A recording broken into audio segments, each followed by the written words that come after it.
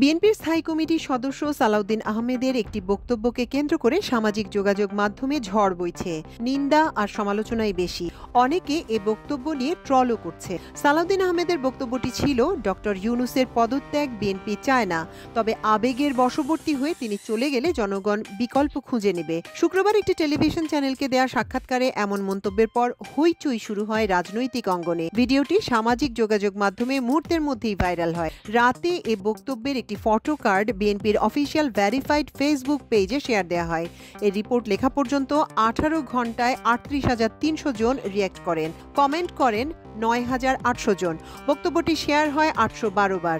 শুধু বিএনপির ফেসবুক পেজে এমন কমেন্ট, অন্যান্য ফেসবুক পেজেও সালাউদ্দিন আহমেদকে তুলোধুনো করে শত শত মন্তব্য করা হয়। রিয়াকশনগুলো যাচাই বাছাই করে দেখা গেছে 23,100 জন হা হা রিয়্যাক্ট করেছেন, আর লাইক দিয়েছেন 11,500 জন, লাভ রিয়্যাক্ট দিয়েছেন 2,100 জন, আর 1,200 জন দুঃখ প্রকাশ করেছেন।